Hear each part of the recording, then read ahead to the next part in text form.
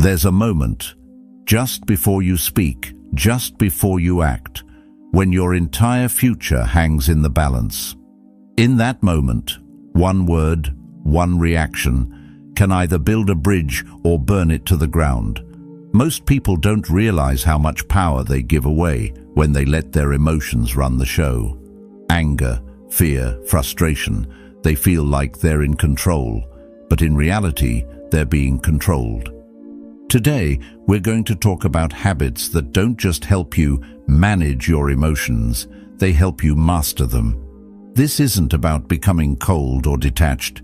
It's about being so steady, so grounded, that nothing outside of you can shake the inside of you. Imagine living with that kind of control, where your words are deliberate, your actions intentional, and your presence unshakable. That's the kind of life we're building here.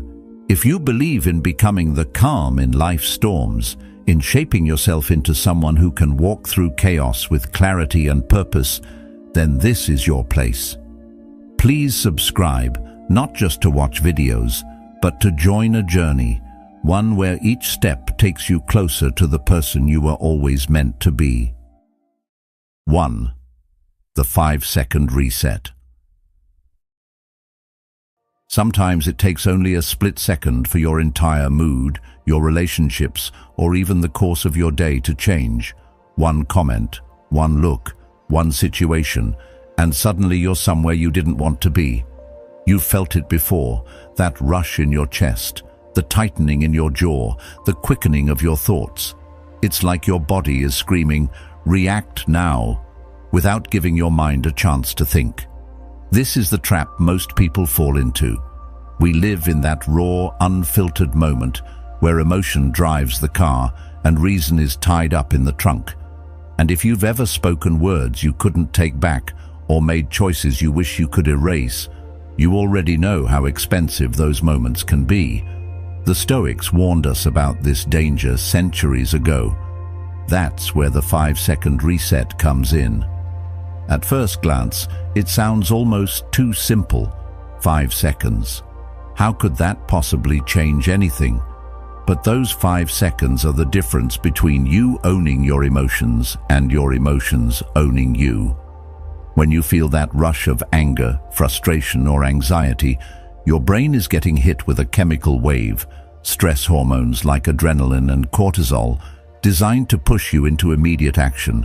It's an ancient survival mechanism.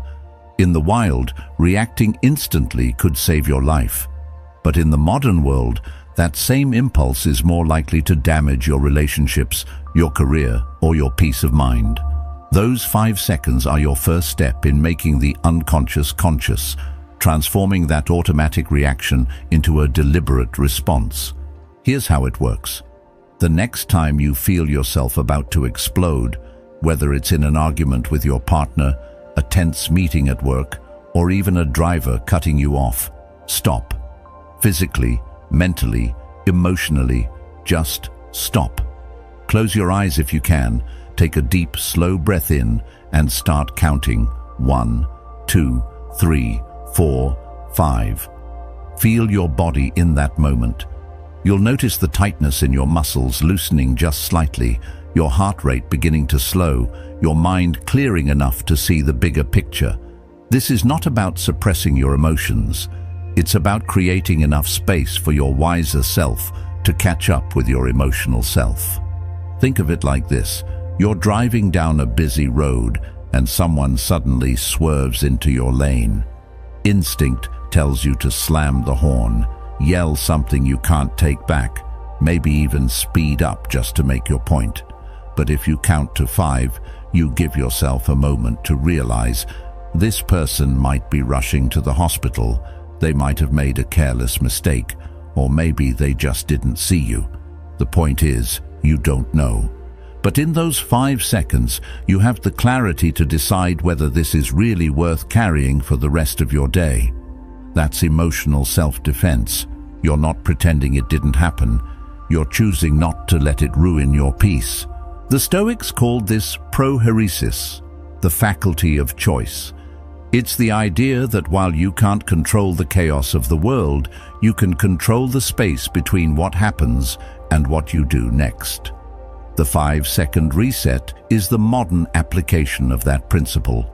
It's training your mind to step back from the ledge, to resist the urge to jump headfirst into the heat of the moment. And here's the thing, it's not going to be perfect at first. You'll forget to do it sometimes. Other times, you'll make it to 3 before blurting something out you wish you hadn't.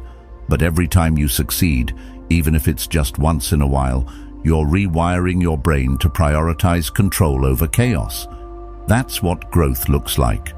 From a psychological perspective, those 5 seconds also shift activity from your amygdala, the part of your brain that processes emotional responses, toward your prefrontal cortex, the part responsible for rational thinking and decision-making.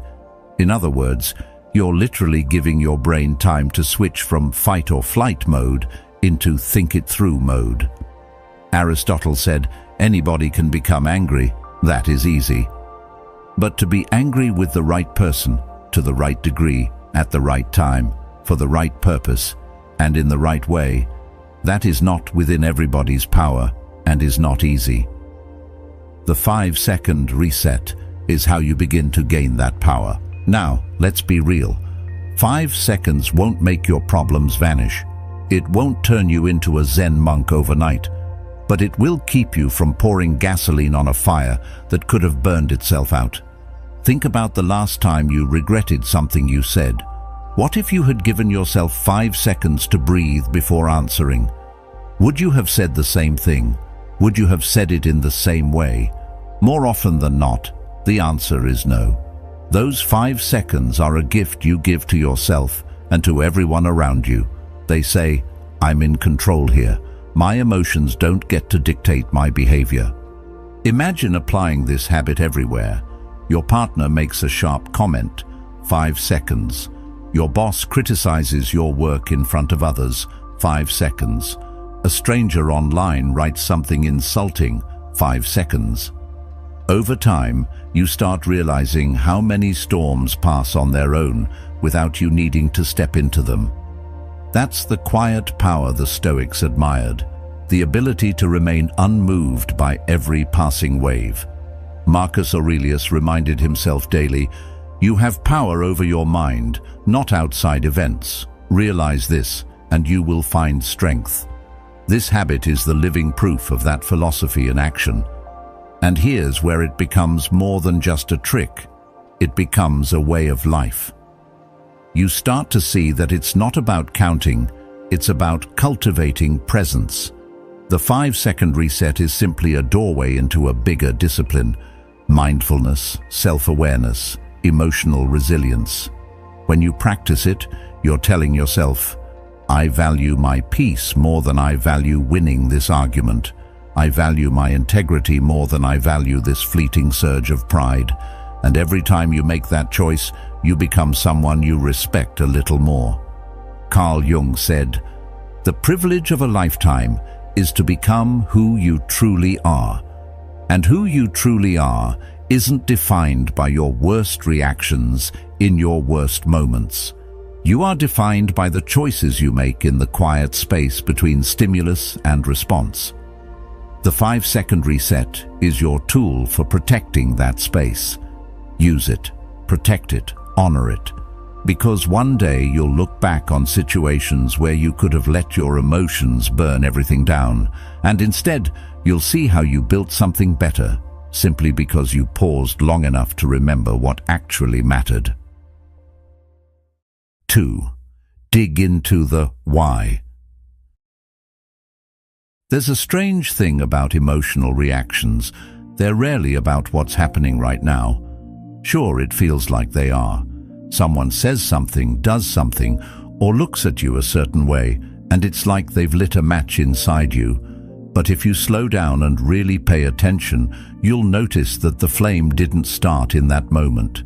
It started somewhere else. Maybe years ago, maybe even decades. The present event just happened to throw a little gasoline on it. This is why taking a step back is so powerful. Most people don't even consider doing it. They think their anger is just about the rude comment, their sadness is just about the bad news, their anxiety is just about the thing on their schedule tomorrow. But the mind is a layered thing. The Stoics understood this. Marcus Aurelius often reminded himself to look beneath the surface, because the surface is where your instincts live, but not where your wisdom lives.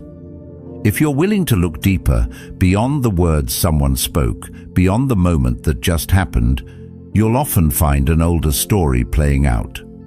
Maybe a teacher once humiliated you in front of the class, and now, decades later, a co-worker's sarcastic remark stirs up the same sense of humiliation. Maybe you were overlooked growing up, and now being ignored in a meeting cuts far deeper than the situation calls for. You think it's about the moment, but your body thinks it's about survival. When you start asking yourself questions, why this, why now, why them, you're creating space for something the Stoics valued above almost anything: perspective. Epictetus taught, men are disturbed not by things, but by the view which they take of them. And if your view is clouded by old pain, you're not actually seeing the moment for what it is. The other person becomes a stand-in for someone from your past, and you hand them far more emotional power than they deserve. By digging into the why, you reclaim that power. You start realizing that while you can't control the first wave of feeling that hits you, you can control what you do next. And that's everything. Let's be honest though, digging into the why is not always comfortable. In fact, sometimes it's downright painful. It means admitting to yourself that a part of you is still wounded. It means confronting insecurities you'd rather pretend don't exist. It means looking at the messy, complicated truth of who you are, not just the polished version you show to the world. But here's the thing, avoiding it doesn't make it go away. It just keeps it in the driver's seat, where it will continue to steer you into the same conflicts, the same arguments, the same regrets. Jung believed that the unexamined parts of ourselves, what he called the shadow, hold enormous influence over our lives until we face them. By digging into the why, you're shining a light on that shadow. And light, as you know, changes everything. Think of a time you completely overreacted to something small.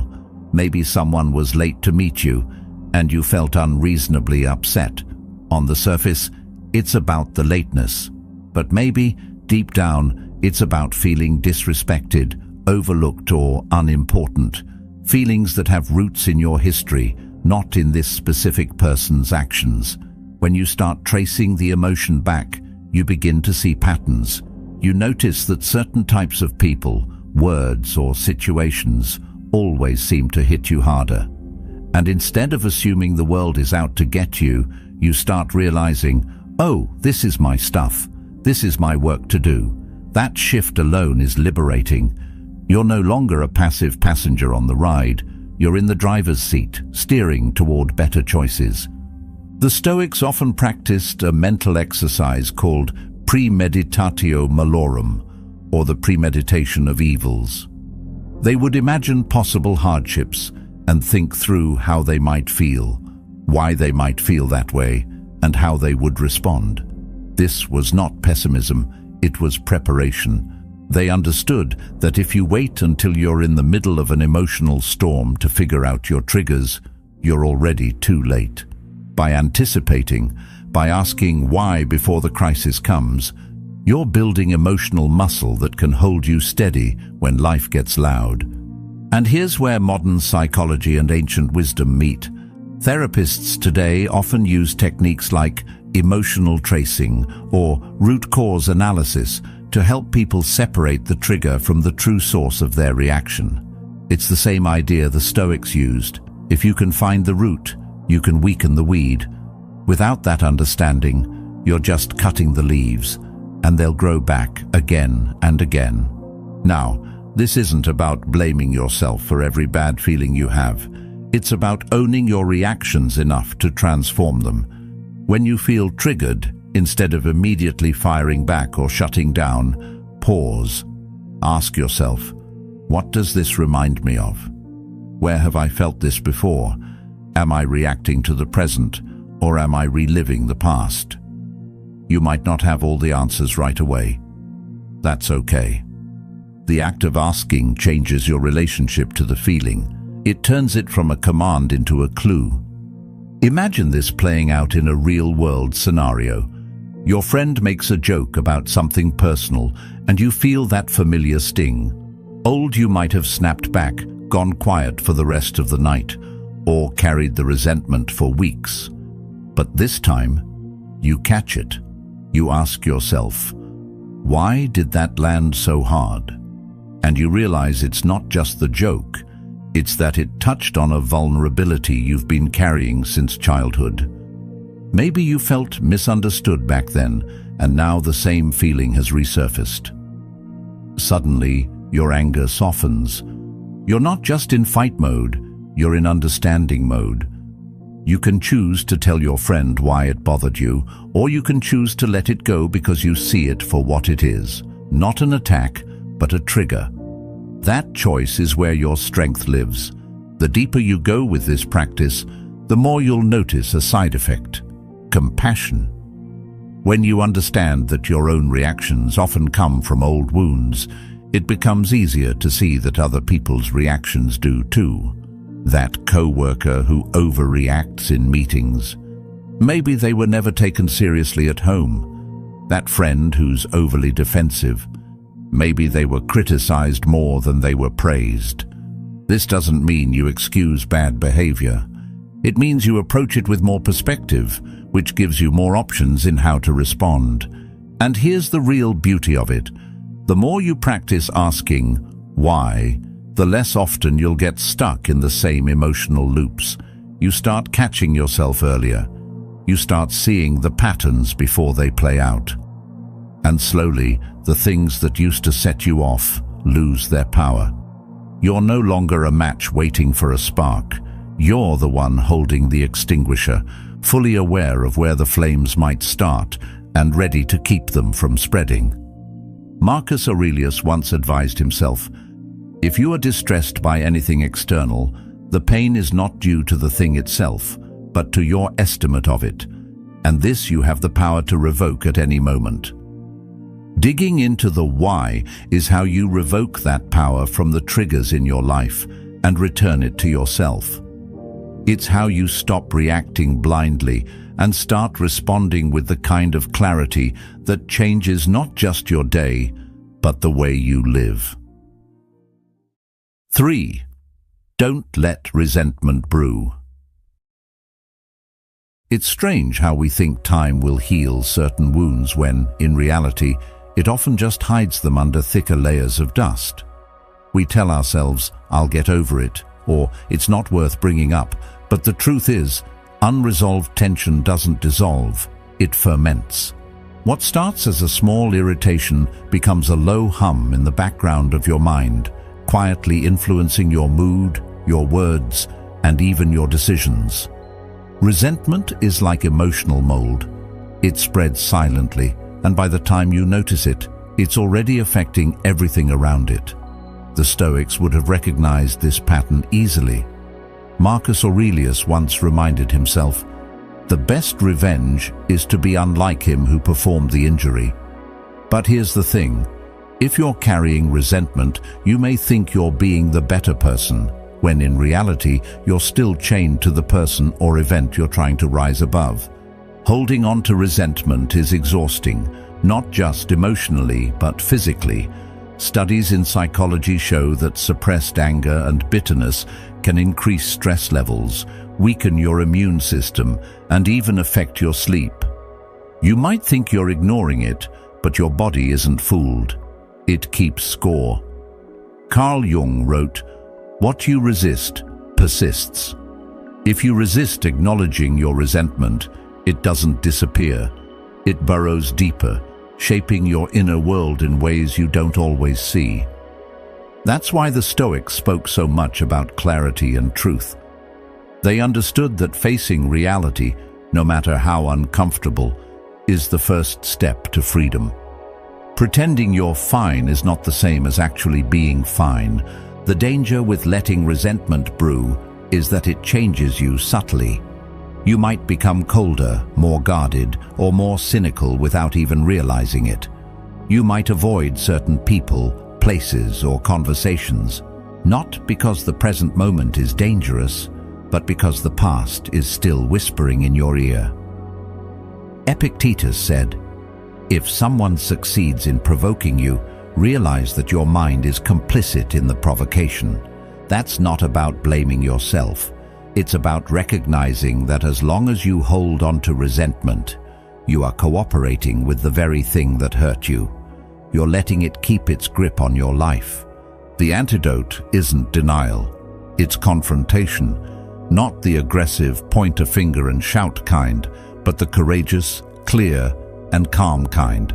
It's saying, "This happened, it hurt, and I'm willing to talk about it." It's addressing the wound before it festers into something bigger. And yes, it's uncomfortable. It forces you to be vulnerable. But vulnerability is not weakness. It's the doorway to real resolution. Aristotle believed that virtue lies in the balance between extremes, in this case, between explosive anger and silent bitterness. By having the conversation, you're choosing the middle path, neither bottling it up nor letting it erupt. Think about how resentment behaves in relationships. A friend cancels on you repeatedly without explanation. You don't say anything, telling yourself it's not worth the drama. But over time, every text they send irritates you a little more. You stop answering as quickly. Your tone shifts. One day, something small sets you off, and you react in a way that surprises even you. The friend is confused because they don't see the months of silent frustration that built up in the shadows. This is what happens when you let resentment pile up. It turns molehills into mountains, and by the time you try to climb them, you're already out of breath.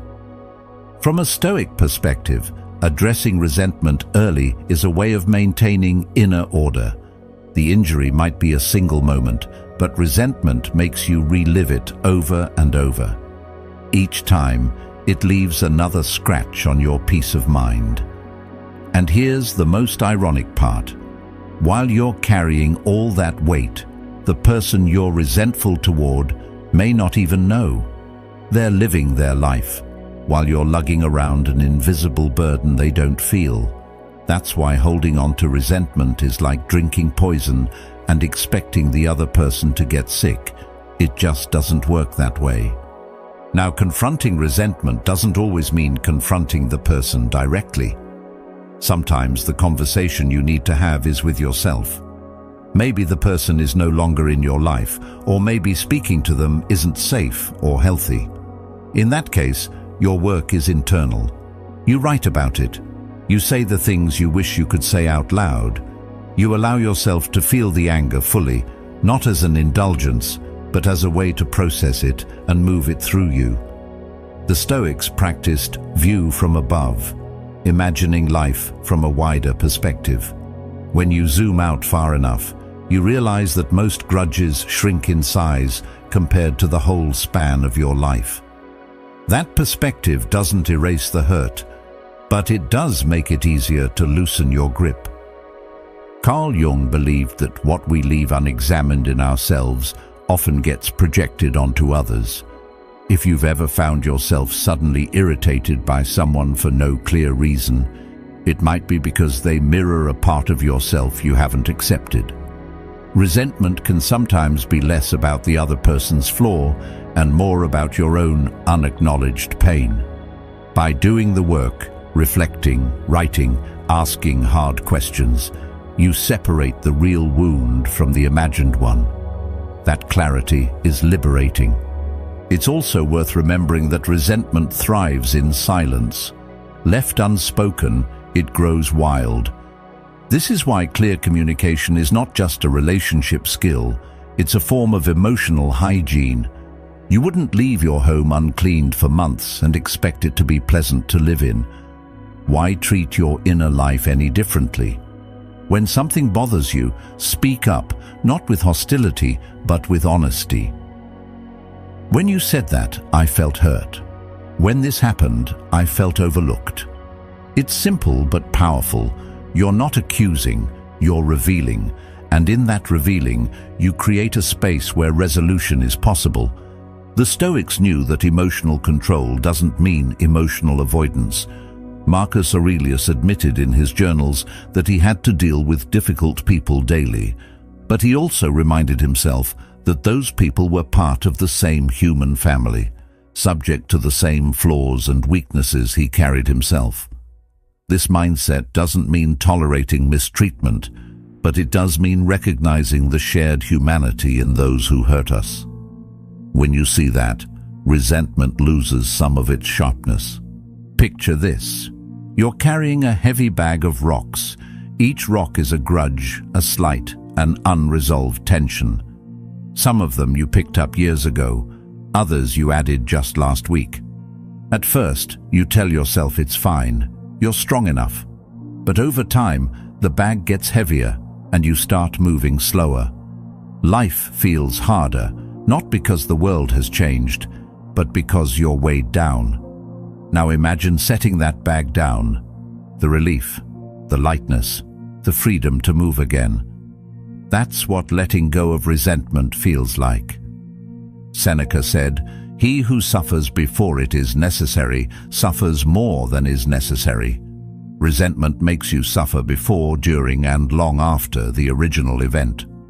Letting it go doesn't mean you approve of what happened. It means you refuse to keep suffering for it. You choose your own peace over the satisfaction of holding on. And that choice, repeated over time, changes you. You become lighter, quicker to forgive, not because you're naive, but because you're wise enough to know that bitterness costs more than it's worth. In the end, resentment is a debt you pay for someone else's actions. The Stoics, Jung, Aristotle, they all, in different ways, urged us to stop paying that debt. Face the tension, have the conversation, do the inner work, not for them, but for you.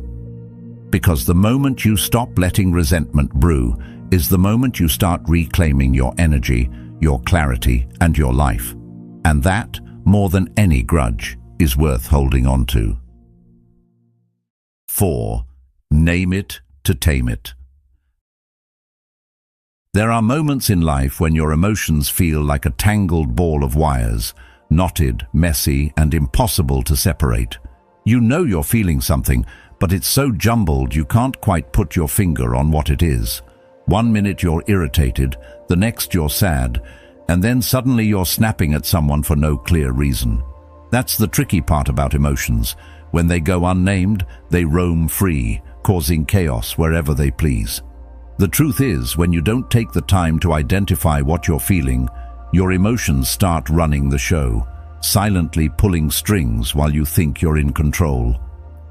The Stoics had a very practical view on emotions. They didn't deny that feelings existed. They simply believed that in order to live a good life, you had to understand them, question them, and put them in their proper place. When you can label what's happening inside you, it's like turning on the light in a dark room.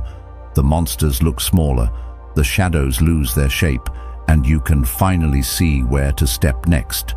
This is the essence of name it to tame it. You can't fix what you can't define. Imagine going to the doctor and saying, "I just feel bad." That's not enough for them to know if you've pulled a muscle, caught a virus, or broken a bone. They need specifics. The same goes for your emotional health. If you simply say, "I'm upset," you're dealing with a vague cloud of feeling that could be anger, disappointment, fear, guilt, or a mix of all four. But when you stop and ask yourself, "What exactly am I feeling?" you start peeling away the layers of confusion. Suddenly, you're not fighting a faceless enemy. You're dealing with something you can understand, something you can respond to. Modern psychology backs this up. Neuroscientists have found that simply labeling an emotion, literally putting it into words, can reduce its intensity. It's called affect labeling, And it works because naming the feeling activates the prefrontal cortex, the part of your brain responsible for reasoning and decision-making. In other words, you're moving the experience out of the purely emotional part of your brain and into the rational part. That's how you stop spiraling and start thinking clearly again. Epictetus would have appreciated this science. He taught that it's not events themselves that disturb us, but our interpretation of them. Naming your emotion is the first step to changing that interpretation. Let's look at a real-world example. Say you're working on a project and someone makes a comment that hits you the wrong way. You immediately feel hot in the face, your chest tightens, and you want to fire back with something sharp. If you don't pause to identify what's happening, you might think, "I'm angry." But maybe you're not truly angry. Maybe you're embarrassed because you felt criticized in front of others. Or maybe you're anxious because their comment made you doubt your abilities. Those are very different emotions, and they require different responses. Anger might push you to defend yourself. Embarrassment might push you to avoid the situation, and anxiety might push you to seek reassurance. But you'll only choose the right path if you know which emotion you're actually dealing with. The Stoics would tell you that emotions are like signals. They're there to inform you, not to control you. When you can't name what you're feeling, you suffer twice. First, from the emotion itself, and second, from the confusion of not knowing what to do with it. That's why the act of naming it is so powerful. It's not about pretending the feeling isn't there. It's about understanding exactly what it is so you can deal with it properly. And let's be honest, sometimes what we call anger is actually hurt. Sometimes frustration is just unspoken fear. And sometimes sadness is really exhaustion in disguise. By naming your emotions, you strip away the false labels you've been living with and replace them with truth. This doesn't magically make the feeling disappear, but it changes your relationship with it. You go from being inside the storm to standing outside, watching it pass, knowing it will move on. There's also a level of self-respect involved here. Taking the time to figure out exactly what you're feeling is a way of saying, "My inner world matters. I'm worth understanding." It's easy to dismiss our emotions as overreactions or to push them aside because they feel inconvenient. But the Stoics never said to ignore yourself. They said to know yourself. Aristotle famously wrote, "Knowing yourself is the beginning of all wisdom." Naming your emotions is one of the simplest yet most profound ways to start knowing yourself better. Think about how this plays out in your relationships. If you walk into a conversation saying, "I'm mad at you," the other person will likely get defensive. But if you can say, "I felt hurt when you said that," or "I felt left out when that decision was made," you shift the dynamic entirely. Now, it's not about accusation, it's about clarity, and clarity is where understanding begins. Carl Jung once said, "The privilege of a lifetime is to become who you truly are." You can't become who you truly are if you're lost in a fog of unnamed emotions. It's also worth noting that naming your emotions doesn't mean indulging them. The Stoics didn't believe in wallowing, and neither should you. Once you've named the feeling, the next step is to decide what to do with it. That's where your philosophy, your values, and your self-discipline come into play. The feeling might be valid, but that doesn't mean every reaction is. Epictetus advised, "No man is free who is not master of himself." Mastery starts with awareness. You can't master what you refuse to even look at. Over time, this practice becomes second nature. You'll catch yourself mid-reaction and think, "Wait, what am I actually feeling right now?" You'll get better at noticing the difference between irritation and disappointment, between fear and excitement, between guilt and shame. And that awareness will make you calmer, more thoughtful, and more in control. It's not about becoming emotionless, it's about becoming emotionally intelligent. And the more emotionally intelligent you are, the more resilient you become in the face of life's challenges. Naming your emotions is like mapping uncharted territory. At first, it feels awkward. You're not sure which paths to take or how to describe the landscape. But the more you practice, the clearer the map becomes. Eventually, when an emotion rises up, you'll know exactly where you are and how to navigate through it. Naming your emotion is the first step toward changing that judgment, toward reclaiming your ability to see clearly and act wisely. And here's the thing, emotions aren't the enemy. They're part of being human. They're like visitors knocking at your door. If you ignore them, they might pound harder. If you let them in without asking who they are, they might make a mess. But if you open the door, greet them by name, and decide how long they can stay, you remain the host. That's the essence of the Stoic approach, to acknowledge reality, understand it, and respond in a way that aligns with your highest self. Next time you feel that storm brewing inside you, don't rush to silence it or let it take over. Stop, breathe, ask yourself, what exactly am I feeling? Name it, own it. And in that moment, you'll discover what the Stoics knew all along. Naming your emotions is the first step to taming them, and taming them is the first step to true strength. 5. Keep stress in check. There's a reason why the same small annoyance can roll off your back one day and completely unravel you the next. It's not always about the event itself. It's about the state you're already in when it happens. If your mind is calm, if your energy is balanced, you can navigate challenges with clarity. But when you're worn down, running on empty, and carrying a pile of invisible pressures, even the tiniest inconvenience can feel like a personal attack. This is what stress does. It magnifies every emotion. Marcus Aurelius once wrote, "If you are pained by any external thing, it is not this thing that disturbs you, but your judgment about it. And our judgment is never more clouded than when we're stressed." Stress doesn't just live in your body, it lives in your perception, quietly distorting the way you see the world. Think about a day when you woke up after a good night's sleep, had a slow morning, maybe even got some exercise or fresh air. On that kind of day, you can handle traffic, delays, or an offhand comment without much fuss.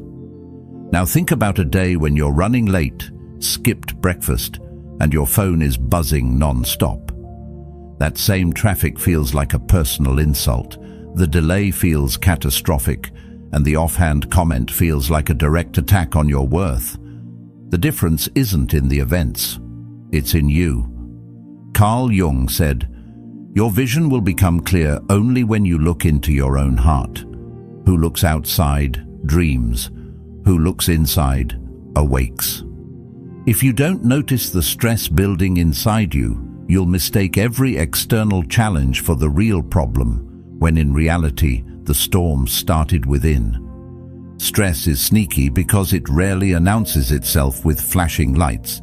It builds slowly, weaving itself into your daily life until you can't tell where normal ends and overworked begins. And because we've normalized it, wearing busy like a badge of honor, we don't realize that we're walking around in a constant state of low-level fight or flight. The Stoics, despite living in a far less hectic time than ours, understood the need for regular mental maintenance. Seneca wrote, "We suffer more often in imagination than in reality. Stress feeds that imagination. It convinces you that everything is urgent, that every challenge is bigger than it is, and that you have no room to breathe. Without actively managing it, stress will rule your reactions before you even get the chance to think." The key to emotional control, then, isn't just about what you do in the heat of the moment. It's about what you do long before the moment arrives. The Stoics practiced premeditatio malorum, imagining challenges in advance so they wouldn't be caught off guard.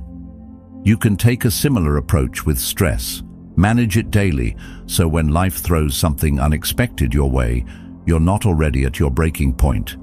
This means building habits that create a buffer between you and the chaos. Exercise to move tension out of your body. Meditate to clear mental clutter. Write down your thoughts so they don't swirl endlessly in your head. Take short breaks before you need them, not after you've hit the wall. These are not luxuries. They are maintenance for the most important tool you have, your mind. From a psychological standpoint, stress management is not just about feeling good. It's about keeping your prefrontal cortex, the part of your brain responsible for rational thinking, online. When you're stressed, your body pumps out cortisol and adrenaline, which pull you into survival mode.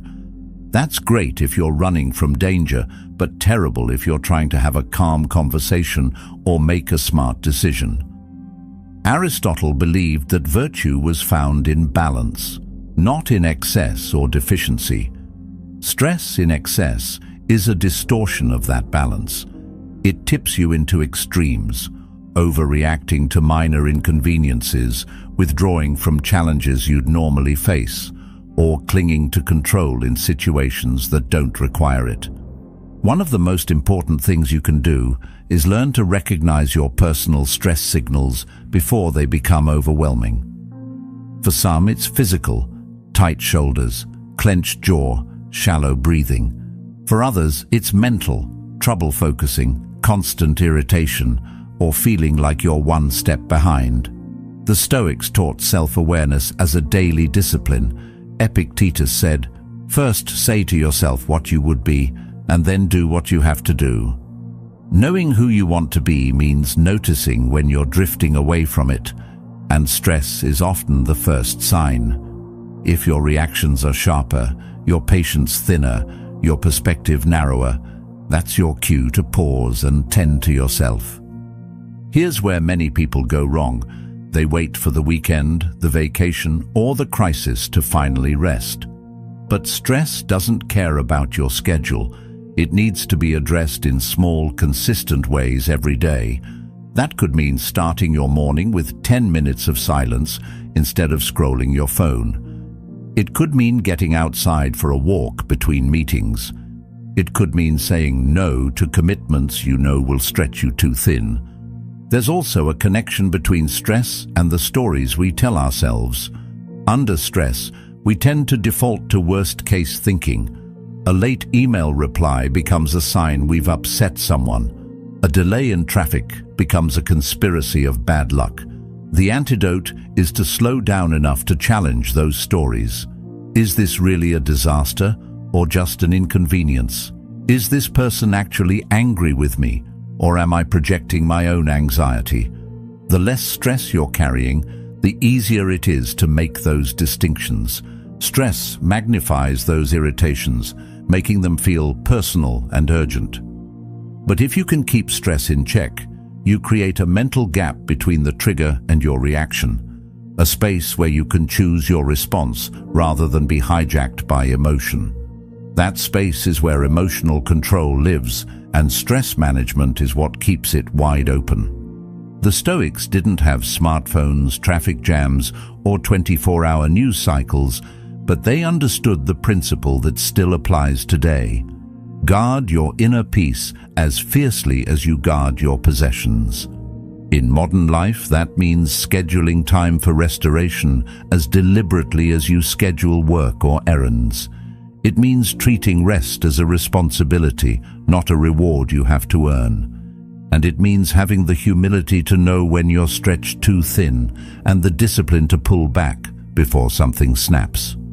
When you make stress management a non-negotiable part of your life, you're not just preventing breakdowns, you're building resilience. You're training your mind and body to recover faster, to think clearer, and to act with the steadiness the Stoics admired. And here's the ultimate truth. Stress will always exist. You can't eliminate it completely, nor should you. Some stress is what pushes you to grow. But unchecked stress is like an unchecked fire. It doesn't just burn what's necessary, it consumes everything in its path. Your job is to keep it contained, to tend to it regularly, and to never let it grow so large that it blinds you to what matters. In the words of Epictetus, "It is not things themselves that trouble us, but our opinions about them." Keeping stress in check means keeping your opinions grounded, your mind clear, and your actions aligned with who you want to be. Because when you're standing on that solid ground, the world can shake, and you'll still be steady. And that steadiness, that inner fortress, is what gives you the freedom to live well, choose wisely, and meet life's storms with the calm and clarity the Stoics considered the highest form of strength. 6. Make room for your feelings. It's a strange thing about emotions. When you ignore them, they don't quietly fade away. They linger, they build, they wait, and eventually they find a way out, often in ways you don't expect and at times you don't want. That's the thing about bottling feelings. You're not throwing them away. You're just storing them somewhere deep inside, letting the pressure build until it bursts. When you don't make room for your emotions, they start running your life from behind the scenes, influencing your words, your reactions, and even your health without you realizing it. Many people, especially men, have been taught since childhood to treat emotions like weaknesses. Be strong. Man up. Don't cry. The message is clear. Feelings are something to be suppressed, not expressed. But the Stoics, who are often misunderstood as cold and emotionless, didn't preach suppression. They preached understanding. They believed that emotions were part of human nature, but they also believed in the importance of not being ruled by them. When you bottle up emotions, they often come out sideways. A small annoyance turns into an overreaction. A minor disagreement turns into a full-blown argument. Sometimes the emotion doesn't even show up where it belongs. You might feel angry, but instead of addressing the cause, you take it out on the wrong person. This is the danger of not making room for your feelings. They don't stay neatly in the container you've put them in. They leak. They seep into your thoughts, your behavior, your decisions. Seneca wrote, "It is more civilized to make fun of life than to bewail it." But humor alone isn't enough to process emotions. If all you do is mask them with distractions, they remain in you, quietly shaping your inner world. Making room for your emotions doesn't mean letting them dictate every move you make. It means giving them a safe, controlled space to exist, so they don't burst out uncontrollably. Think of it like a pressure valve. If you release a little at a time, you prevent an explosion. That's why it's so important to find healthy outlets. Journaling is one of the most effective. When you put your feelings into words, you give them structure.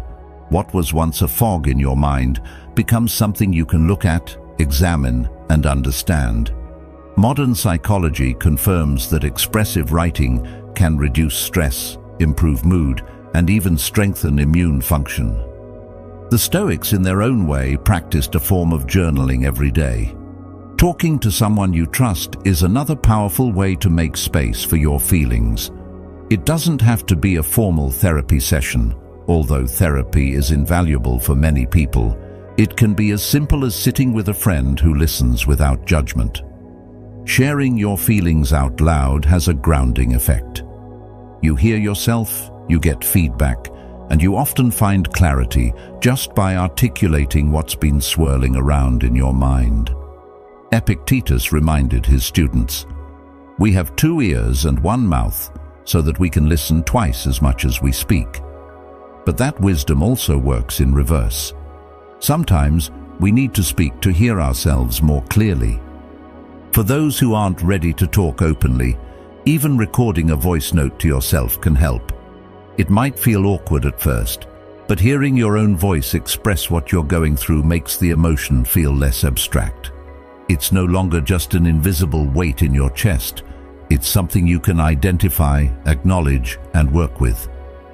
Carl Jung noted, "I am not what happened to me. I am what I choose to become." When you give your feelings a voice, you're choosing not to be defined by what you've held inside. You're deciding to work through it. The danger of bottling emotions is not just in emotional blow-ups, it's also in the slow erosion of your mental and physical health. Chronic stress, anxiety, depression, even physical ailments like headaches and digestive issues can stem from unprocessed emotions. The mind and body are not separate. When you stuff emotions down, your body carries the weight of them. The Stoics may not have had modern medical research, but they understood the connection between inner turmoil and physical well-being. They sought calm not only as a virtue, but as a necessity for a healthy life. Making room for your feelings is also about breaking the cycle of inherited emotional habits.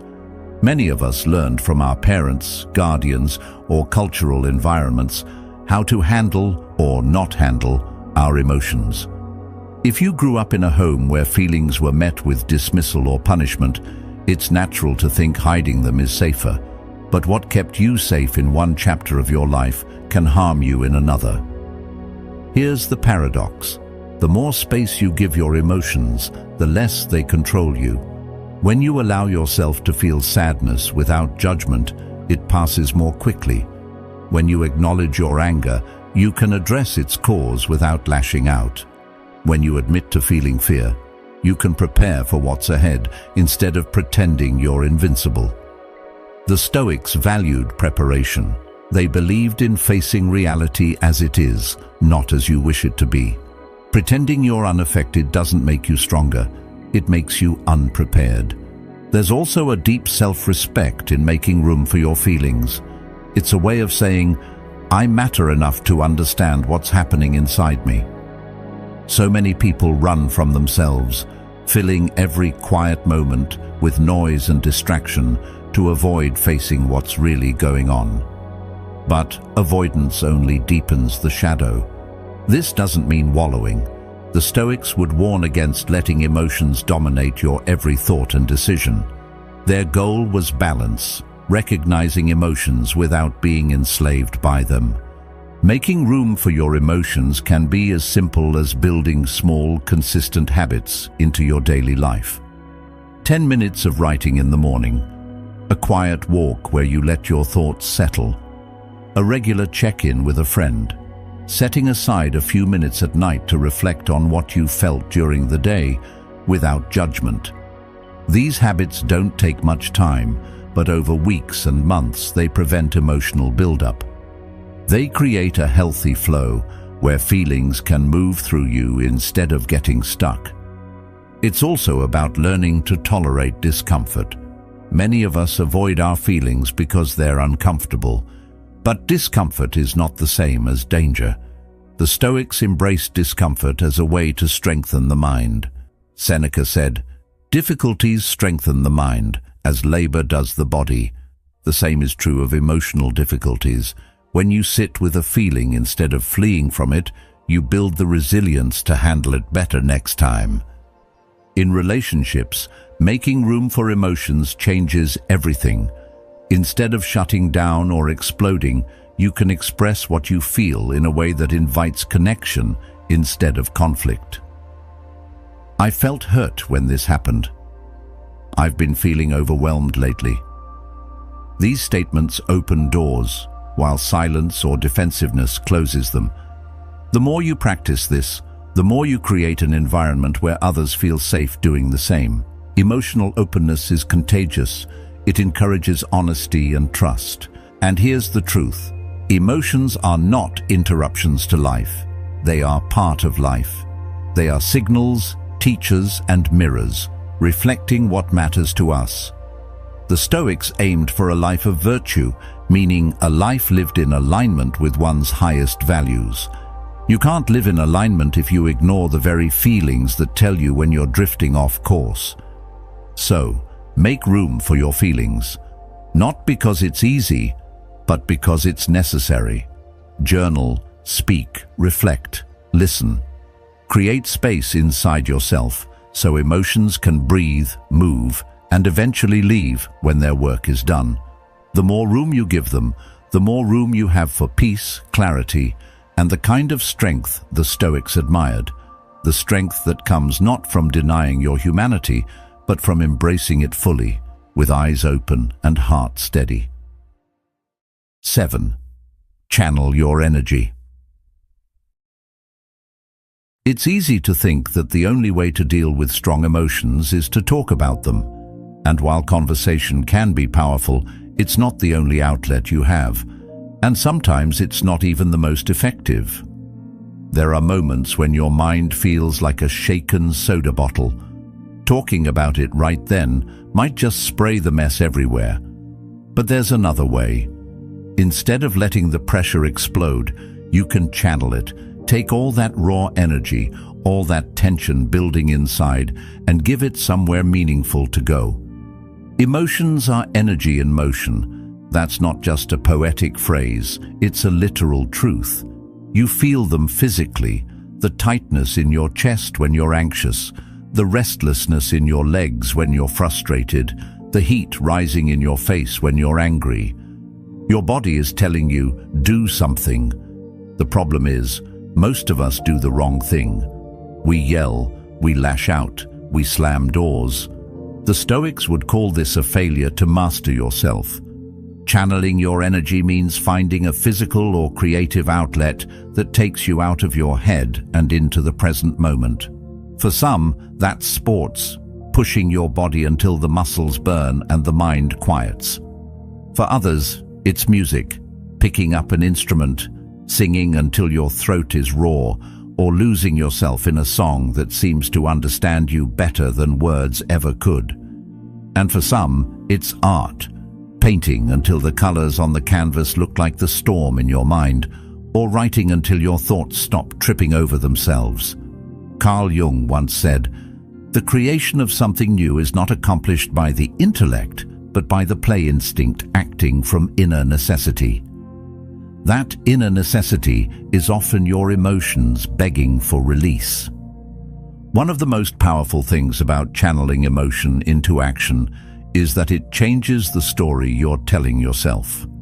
If you're angry and you punch a wall, you reinforce the story that anger is destructive. But if you're angry and you go for a hard run, you start to see that anger can also be productive. It can push you farther, faster. If you're sad and you isolate yourself, you reinforce the story that sadness is a cage.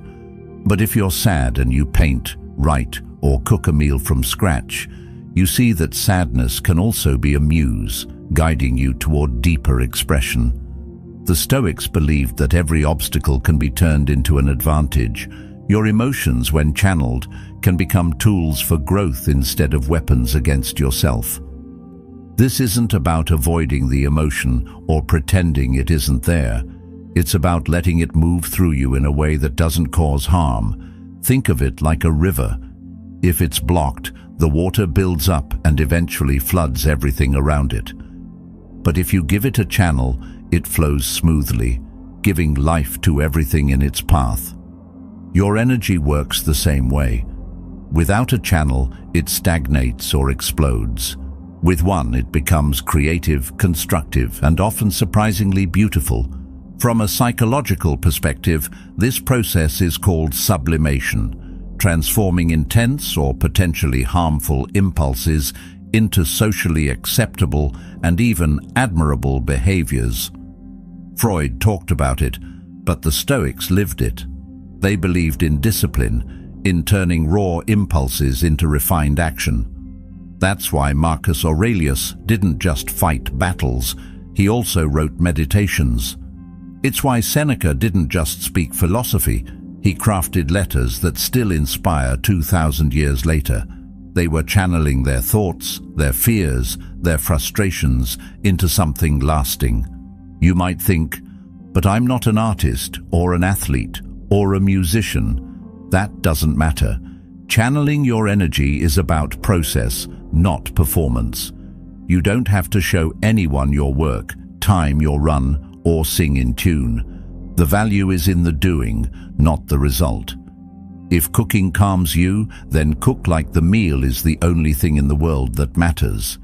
If gardening grounds you, then dig into the soil until your hands remember what it feels like to create life from nothing. If cleaning helps you think clearly, then clean until your space reflects the order you want in your mind. The Stoics would tell you that the way you do anything is the way you do everything. By channeling emotion into action, you're training yourself to respond with intention instead of reaction. You're building the muscle of self-mastery without suppressing your humanity. And over time, you'll notice something powerful. The very activities you use to process your emotions become part of your identity. You stop thinking, "I need to run because I'm stressed," and start thinking, "I'm someone who runs." You stop thinking, "I need to paint because I'm upset," and start thinking, "I'm an artist." The action you choose becomes a part of who you are, not just something you do when things get rough. Carl Jung observed, "One does not become enlightened by imagining figures of light, but by making the darkness conscious." Channeling your emotions is a way of making that darkness conscious. You're not just blowing off steam.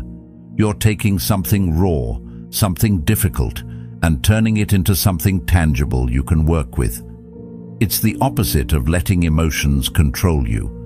It's using them as raw material for your own growth. It's also worth saying that not all channels are healthy. Some people turn to drinking, reckless spending, or other self-destructive habits to cope. These feel like release valves, but they're really just traps, keeping you in the same cycle of pain. The Stoics would remind you that virtue is the goal. Choose channels that bring you closer to the person you want to be, not farther away. Aristotle said, "We are what we repeatedly do." Excellence, then, is not an act, but a habit. The channels you choose often become habits, so choose ones that build you. The beauty of channeling your energy is that it teaches you to meet yourself where you are. If you're restless, move. If you're heavy with emotion, create. If your mind is noisy, focus on something tangible and demanding, like building, fixing, or organizing. And if your energy is low, sometimes channeling means giving yourself permission to rest without guilt, because restoration is a form of preparation. Over time, you start to see patterns. You'll know which activities calm your mind, which ones help you think clearly, and which ones reconnect you to your values. You'll also learn that the very moments you feel least like doing these things are often the moments you need them most. The Stoics didn't wait for the storm to pass before they trained themselves. They trained in the middle of it. And that's what channeling your energy is. Training in the storm so you're stronger when the next one comes. So the next time you're overwhelmed, ask yourself, where can I put this? Don't just carry it. Don't just suppress it. And don't just unload it on the people around you. Find your channel. Run until your legs remind you you're alive. Paint until the colors on the canvas make sense of what words can't. Play music until the notes match the rhythm of your heartbeat. Build something, fix something, grow something. Use the energy, not as something to fear, but as something to fuel you. Because that's what emotional mastery really looks like. Not the absence of feeling, but the ability to take whatever comes and turn it into something that serves you. The Stoics didn't aim to be emotionless. They aimed to be unshakable. And when you learn to channel your energy, you realize that even the heaviest emotions can become part of the foundation you stand on, not the weight that crushes you. 8. Flip to their perspective. It's amazing how quickly we can turn someone into the villain of our story. One comment, one action, one misunderstanding, and suddenly they're the problem. We frame the moment in a way that paints us as the one who's right and them as the one who's wrong. And in that mindset, empathy feels like the furthest thing from possible. When emotions are running hot, the last thing you want to do is pause and think about their side. But here's the irony. The very thing you resist in those moments is often the one thing that can diffuse the tension, protect your peace, and open a door to resolution. Marcus Aurelius, who spent his life surrounded by politics, betrayal, and war, reminded himself daily, whenever you are about to find fault with someone, ask yourself, what fault of mine most nearly resembles the one I am about to criticize? That's perspective. And perspective changes everything. When we're angry or hurt, our mind narrows.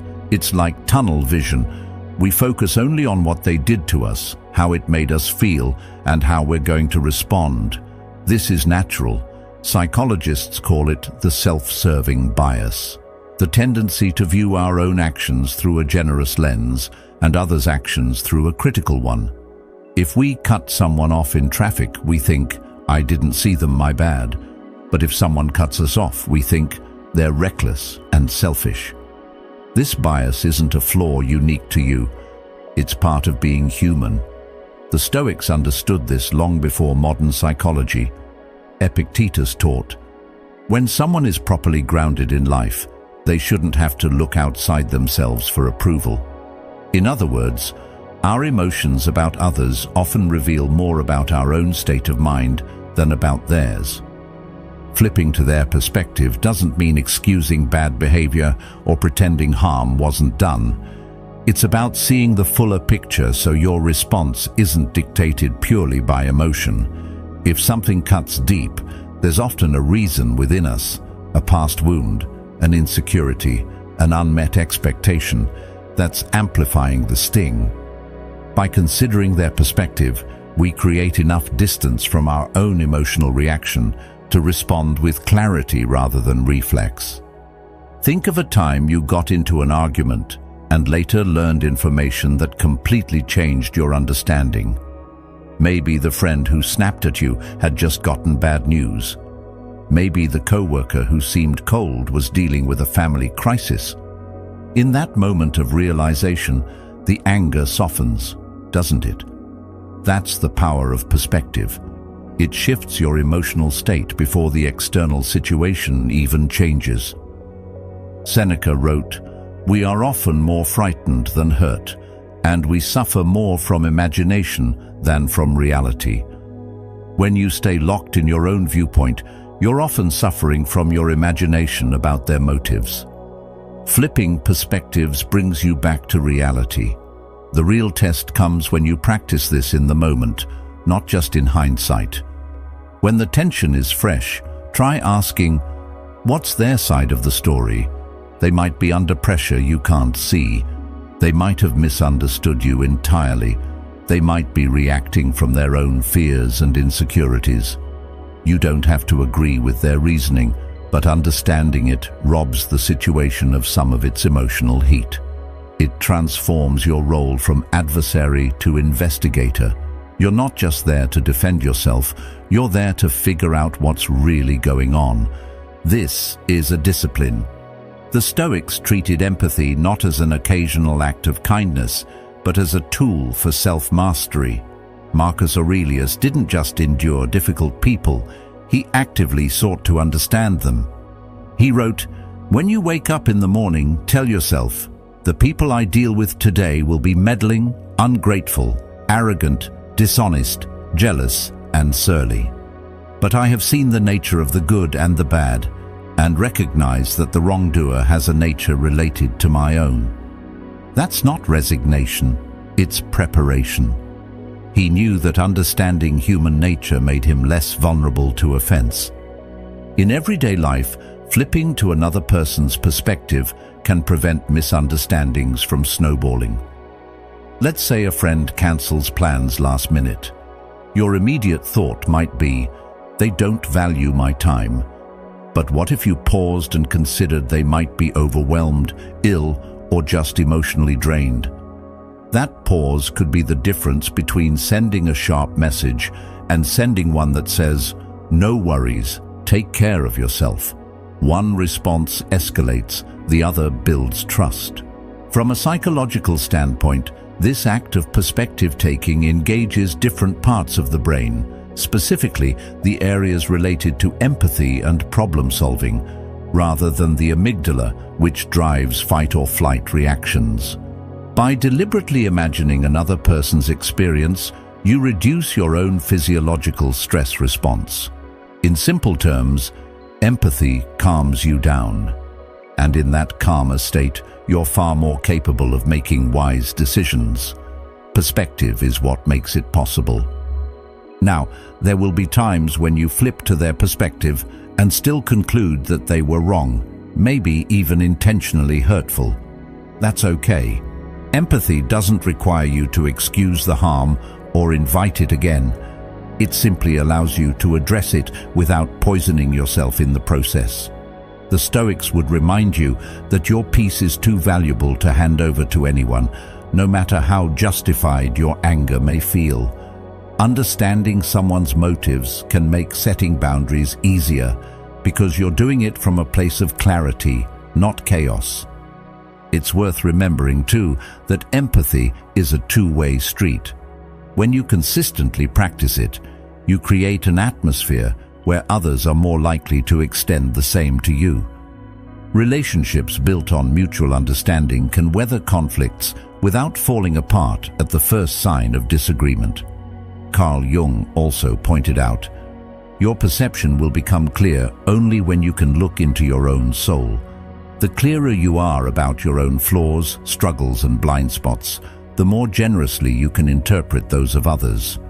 There's also a subtle but important shift that happens when you make a habit of this. You start to see people as complex, not as caricatures. The rude cashier becomes a person who might be exhausted after a double shift. The arrogant co-worker might be someone masking deep insecurity. The friend who's distant might be quietly battling depression.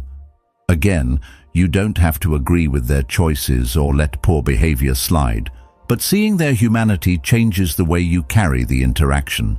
The Stoics prized this ability because it kept their emotions in check without making them cold or indifferent.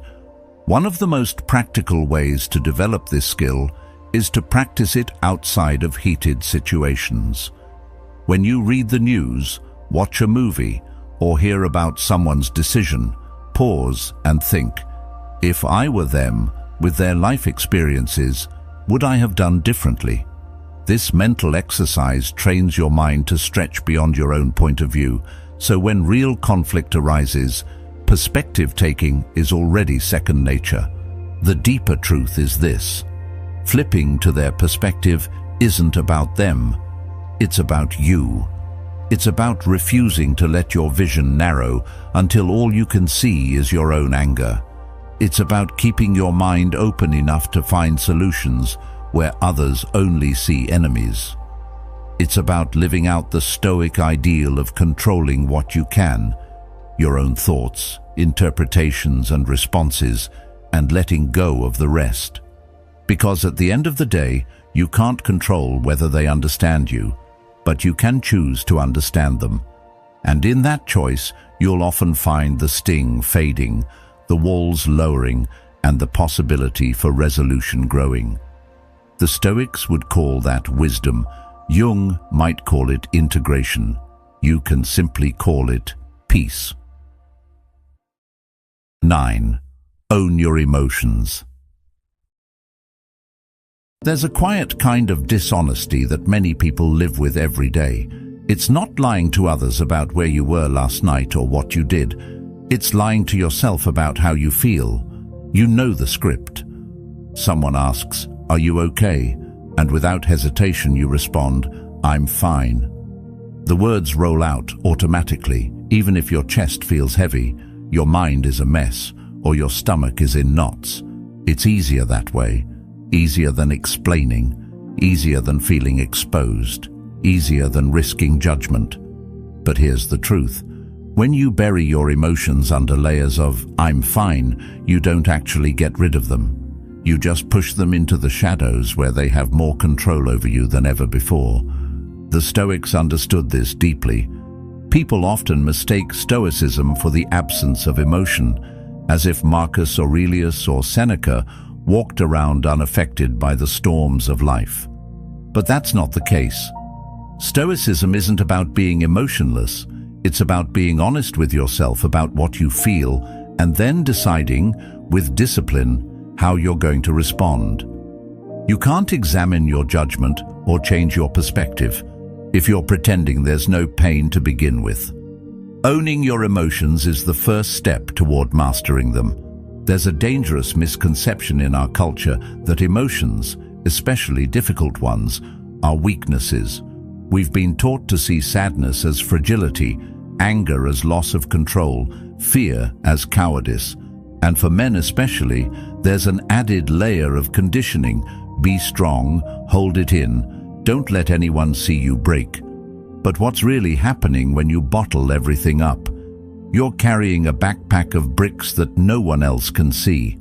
On the outside, you look composed. On the inside, you're exhausted from the weight. And the longer you refuse to unpack it, the heavier it becomes. Owning your emotions is like turning on the lights in a dark room. Suddenly, you can see the furniture. You can move around without tripping over things. You might not like what you see, but at least now you can do something about it. When you don't own your emotions, your imagination takes over.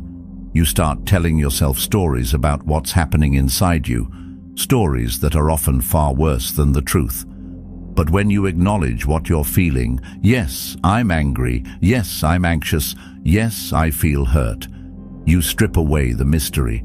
The feeling is no longer this vague, looming cloud. It's something concrete you can work with. From a psychological perspective, denying emotions doesn't make them disappear. It actually makes them stronger. Suppressed emotions tend to resurface in other ways. Irritability, fatigue, trouble focusing, even physical symptoms like headaches or stomach problems. Your body will always try to process what your mind is avoiding. Jung warned that what you resist persists. By resisting your emotions, you're not keeping them out. You're keeping them in, where they have more time and space to grow. Owning your emotions isn't about overindulging them either. It's not about letting them take the wheel or dictate your every move. The Stoics would never encourage wallowing. Instead, it's about meeting your emotions like you would a visitor at your door. You acknowledge their presence, you let them speak, and then you decide how long they get to stay. You don't have to hand them your keys and let them move in. But you also don't slam the door in their face and pretend no one's there. Think about the last time you felt truly angry. Did you admit it to yourself right away? Or did you try to reframe it as, I'm just tired, or it's no big deal? What happened after? Chances are the feeling didn't go away. It just leaked out in snappy comments, passive-aggressive behavior, or a restless mind that wouldn't let you sleep. Now imagine that same moment, but instead of pretending, you say, either out loud or in your own head, I'm angry. Just those two words. It's amazing how much relief can come from simply calling a thing what it is. There's also a deeper layer here. When you own your emotions, you give yourself permission to be human. Too many people live under the illusion that they have to be unshakable all the time. But unshakable doesn't mean unfeeling. The Stoics didn't deny grief, they wrote about it. They didn't deny fear, they prepared for it. They didn't deny frustration, they examined it until it lost its power. Knowing yourself means knowing the full spectrum of your feelings, not just the ones you're comfortable with. Owning your emotions also makes your relationships stronger. When you tell someone you trust, I feel hurt, instead of masking it with silence or sarcasm, you open the door to genuine understanding. And when you communicate that honestly, you're far less likely to let resentment build. Resentment often grows in the space between what we feel and what we admit. By shrinking that gap, you prevent small hurts from becoming permanent fractures. Of course, there's a vulnerability in owning your emotions. It's not always safe to do it with everyone. Some people will use your honesty against you. This is why it's important to choose your audience wisely. You don't owe your inner world to every person who asks, "How are you?" But you do owe it to yourself to be truthful, at least privately, if not publicly. You can journal it. You can talk to a therapist. You can say it out loud when you're alone. The point is not to perform your emotions for others. It's to acknowledge them for yourself. Jung said, "I am not what happened to me. I am what I choose to become." The emotions you feel are not your identity. They're your signals. If you're angry, it might be telling you a boundary was crossed. If you're anxious, it might be warning you of uncertainty you need to prepare for. If you're sad, it might be showing you where you've experienced loss or disconnection. Owning those signals means you can interpret them, act on them, and use them to guide you toward becoming the person you want to be. Here's the paradox. The more you own your emotions, the less power they have over you. The very act of saying, "Yes, I'm upset," turns the emotion from a shadowy, overwhelming force into something tangible and finite. It's like putting a wild animal in a safe enclosure, not to harm it, but to observe it, learn from it, and decide how to interact with it. And over time, you realize that emotions are not something to be afraid of. They're tools. The Stoics called this practice prosos, attentiveness, paying attention to what's happening in your mind and body so you can live deliberately. If you want to live deliberately, you have to start with the truth. And the truth is, no one is fine all the time. Pretending you are isn't strength, it's avoidance. Real strength is the courage to see yourself clearly, without flinching, and still choose to act with virtue. 10. Learn your boiling point. Everyone has a threshold, a line that once crossed transforms them from calm and composed to something far more volatile. For some, it's a slow burn, a steady build-up of frustration over time. For others, it's like flipping a switch. One moment they're fine, the next they're ready to explode. And here's the truth. That limit, that boiling point, isn't inherently bad. It's part of being human.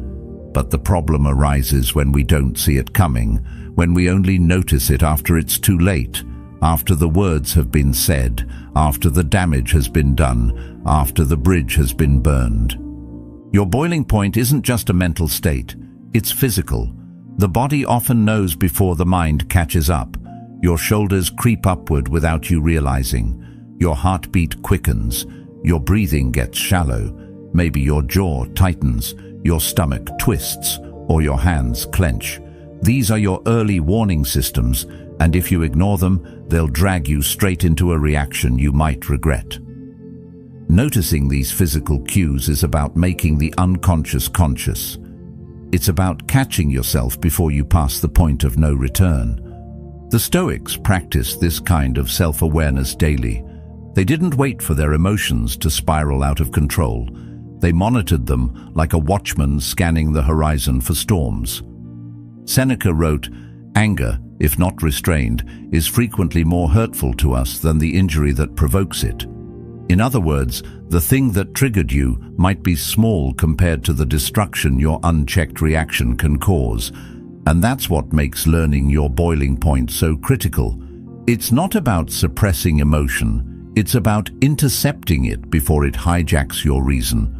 From a psychological perspective, this interception matters, because once you cross into a full emotional surge, especially anger, your brain chemistry changes. The amygdala, the part of your brain responsible for emotional responses, goes into overdrive. At the same time, the prefrontal cortex, which handles logic, reasoning, and impulse control, takes a back seat. This is why people say and do things in the heat of the moment that they later can't believe came out of them. Your logical brain didn't check out because you're a bad person. It checked out because your body shifted into survival mode.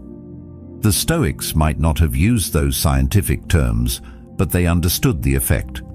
That's why they valued practices that brought the mind back to a place of calm before decisions were made. So, how do you spot your boiling point before it boils over? Start by paying attention to patterns. Think back to times you lost your temper or got pulled into an emotional reaction you later regretted. What happened right before? What were you feeling physically?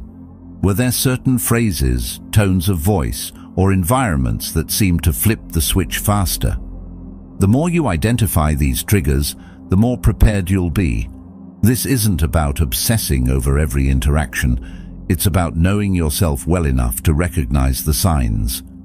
When you notice those early signs, tight muscles, shallow breathing, racing thoughts, the smartest thing you can do is step away. This is not avoidance, it's strategy. Marcus Aurelius advised himself to take a view from above, imagining the situation from a broader perspective. Stepping away is a physical version of that, creating distance so you can see clearly again. Leave the room, take a walk, splash cold water on your face, breathe deeply. These small acts interrupt the emotional buildup and give your rational mind time to catch up. It's important to remember that learning your boiling point isn't about becoming emotionally numb. The Stoics didn't aim to erase emotion, they aimed to guide it. Emotions, including anger, are signals. Anger might be telling you a boundary has been crossed. Frustration might be telling you something is unfair or inefficient. The key is to receive the signal without letting it set the entire house on fire. Your boiling point can actually be a teacher.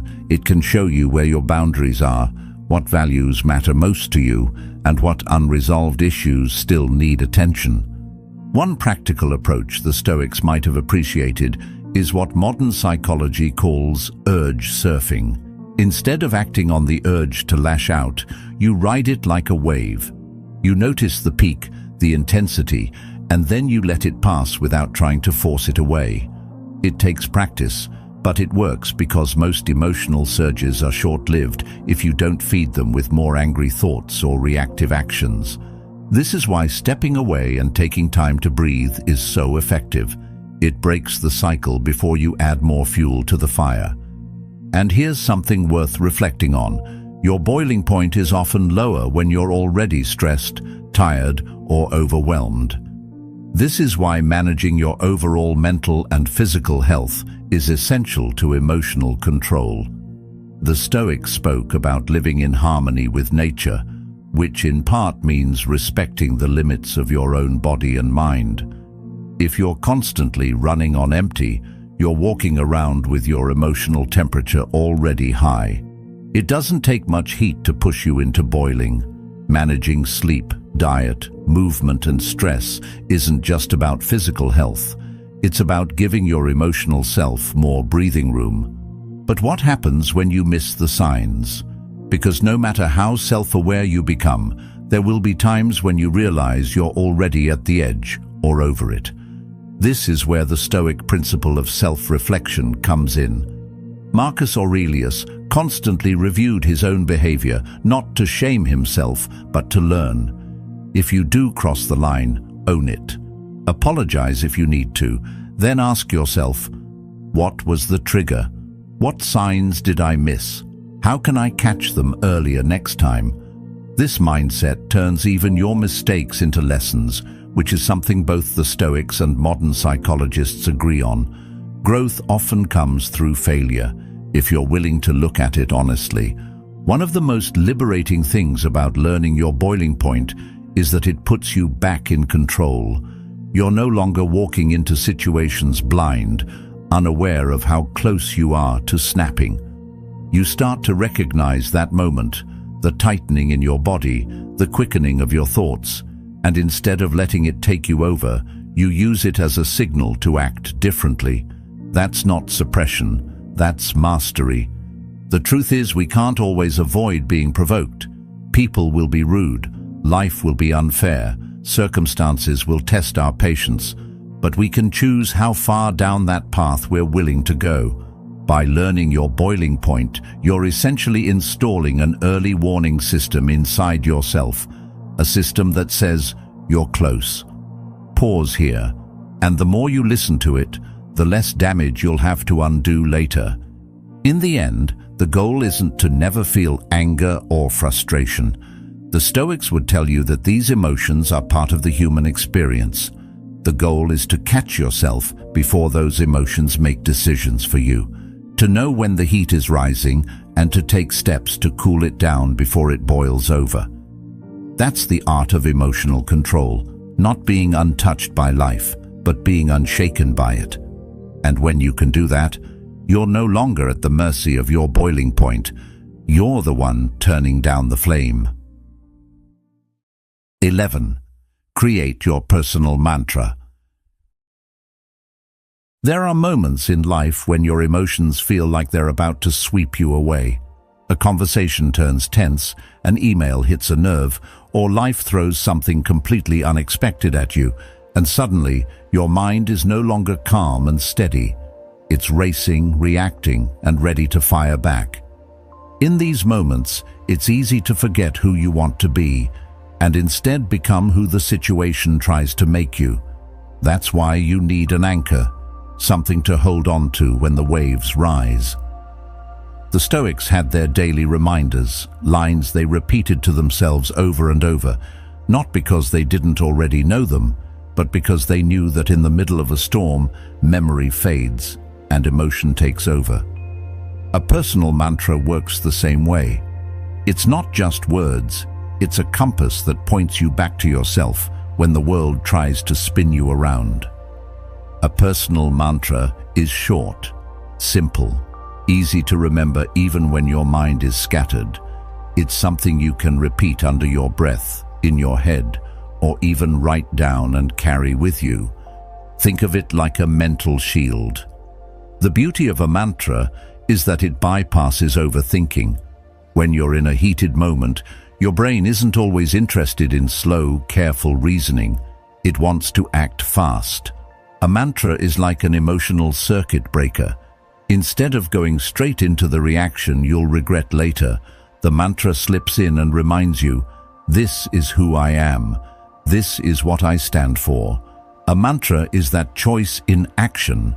It's you deciding, in real time, to be the person you've committed to becoming, not the person your anger, fear, or anxiety tries to turn you into. The Stoics had many such mental devices. They would rehearse phrases each morning to prepare their minds for the challenges ahead. Seneca wrote, "All cruelty springs from weakness." A line like that could serve as a mantra for someone who wants to stay compassionate even when provoked. Or Epictetus's reminder, it's not what happens to you, but how you react to it that matters. The key is to find words that speak to your deepest values, because when emotions are high, you don't rise to the occasion, you fall to your level of preparation. And a mantra is part of that preparation. Your mantra should be personal, not something you pull from a list of inspirational quotes just because it sounds nice, but something that feels like yours, something that, when you say it, you feel it in your bones. It might be, I choose peace. It might be, I don't break my own rules.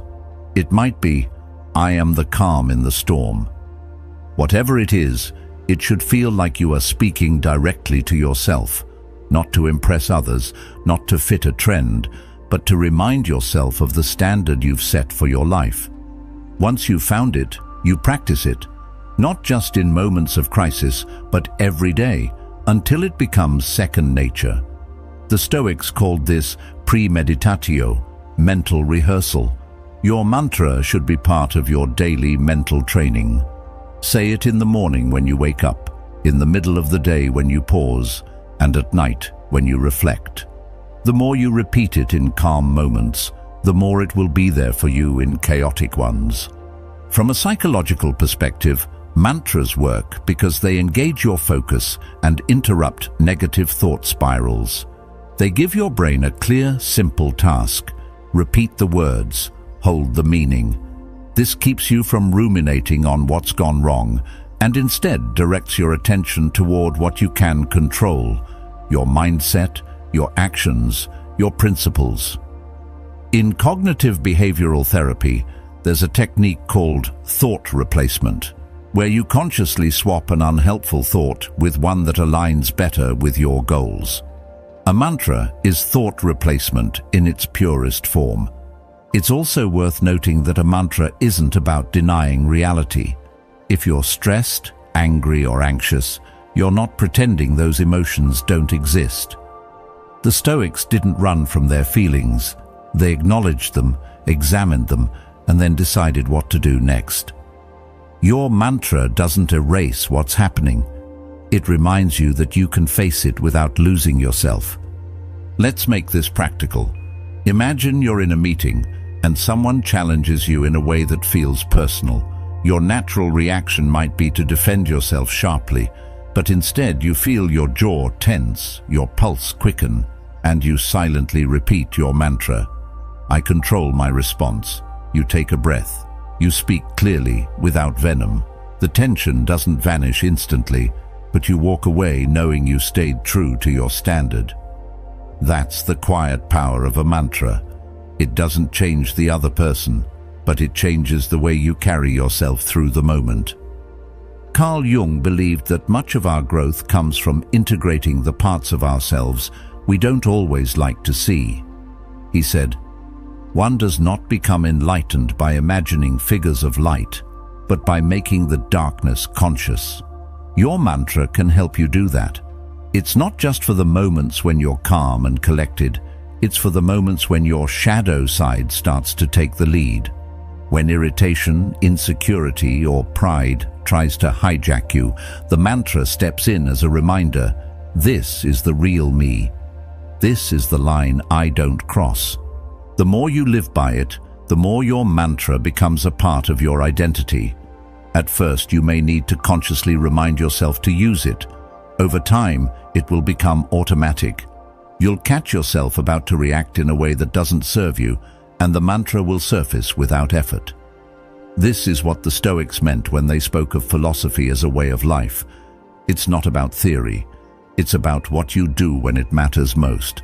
And here's the thing, your mantra doesn't have to be serious all the time. It can be light, even playful, as long as it works for you. The point isn't to sound wise, it's to guide your behavior in a way that aligns with your values. Some people even have different mantras for different situations. One for patience, one for courage, one for self-compassion. The important part is that each one feels authentic and actionable. You may also find that your mantra evolves over time. As you grow, your priorities shift. The words that once motivated you might not hold the same weight later. That's okay. The Stoics constantly revised their own reflections because life is never static. The key is to keep your mantra relevant to the person you are becoming, not just the person you are now. Aristotle said, "The energy of the mind is the essence of life." Repeating your mantra focuses that energy, directing it toward the person you want to become. And in a world full of distractions, provocations, and challenges, having that anchor can mean the difference between living reactively and living deliberately.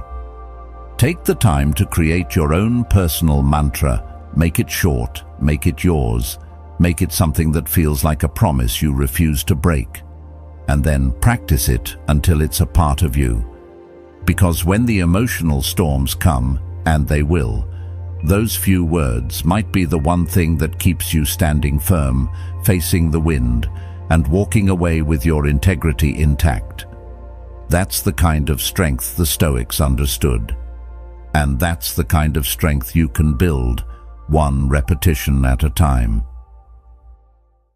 12th, breathe like you mean it. It's strange how, in moments of stress, the very thing keeping us alive is the first thing we forget to do properly. We've been breathing since the moment we were born, and yet when emotions spiral, our breath becomes shallow, fast, and erratic, almost as if our body has switched into survival mode without asking for our permission. In those moments, we don't notice it happening. We just feel the tension in our shoulders, the tightness in our chest, the racing of our thoughts. But here's the truth. Your breath is more than just an automatic function, it's your built-in control panel. The Stoics didn't have the language of modern neuroscience, but they understood this principle well. When life throws something at you that stirs up fear, anger, or anxiety, your body prepares for battle. Your sympathetic nervous system, the part responsible for the fight or flight response, kicks in. Your heart rate increases, your muscles tense, and your breathing speeds up to get more oxygen to your body for action. That's great if you're running from danger, but most of the time, the danger is an email, a conversation, or an unexpected piece of news. Our body is reacting as if it's life or death, even when it isn't. Carl Jung once said, "Until you make the unconscious conscious, it will direct your life, and you will call it fate." Becoming aware of your breath in those moments is a way of making the unconscious conscious. It's realizing, I am safe right now, and I can tell my body to stand down.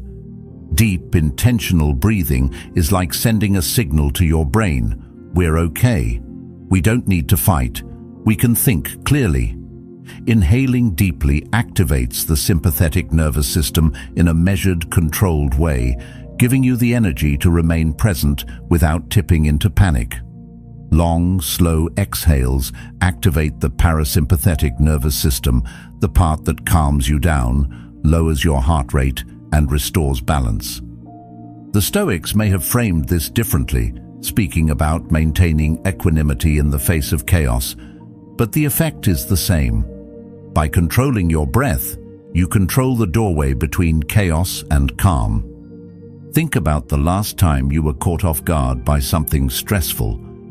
Maybe it was a sharp comment in a meeting, a sudden change of plans, or a personal conflict. Chances are your breath changed before you even realized it, shorter, quicker, higher in your chest. That's your cue. The moment you notice it, you can interrupt the spiral. One slow inhale, hold for a beat. One long, slow exhale. It sounds too simple to work, but simplicity is often where the real power lies. The Stoics thrived on practices that were straightforward but transformative. They knew that the more complicated the tool, the harder it is to use in moments of real pressure. Shallow, rapid breathing feeds that imagination. It tells your mind that something is wrong, even when nothing is actively threatening you. But slow, steady breathing keeps you tethered to reality. It draws your awareness back to this exact moment, rather than letting your mind spin into what-ifs and worst-case scenarios. And that's the beauty of the breath. It is always happening here and now. It's the most accessible anchor you have. From a psychological standpoint, deliberate breathing has measurable effects. Studies show it can reduce cortisol levels, the stress hormone, improve focus, and even lower blood pressure. But the value isn't just in the biological changes, it's in the shift of perspective it creates. When you slow your breath, you're telling yourself, I am not helpless, I have tools, I can choose how to meet this moment. Making conscious breathing a habit means excellence in emotional control becomes second nature, not just something you reach for in emergencies. The Stoics also spoke about preparation. Marcus Aurelius would start his day reminding himself that he would encounter rudeness, arrogance, and misunderstanding, and that these things need not disturb his mind. You can do the same with your breath. Practice when you're calm so it's second nature when you're not. Take a few minutes each morning to sit quietly, breathing in deeply for a count of 4, holding for a count of 4, exhaling for a count of 6. Feel your shoulders drop. Feel your jaw unclench. This isn't wasted time. It's training for when the real test comes. And the real test will come. You'll find yourself in traffic, feeling the heat rise in your face. You'll get that message that makes your chest tighten. Someone will push your buttons without warning. In those moments, it's easy to get pulled into the current of reaction. But here's where breathing with intention changes everything. Choosing to pause and breathe means choosing not to become the worst version of yourself in response to the situation. It means buying yourself a few seconds to remember your values, your goals, and your composure. This is why breathing is more than just a relaxation technique. It's a form of self-mastery. The Stoics aim to remain steady regardless of external events. Breath is the bridge between the body's instinct to react and the mind's ability to respond. By focusing on it, you're not suppressing your emotions.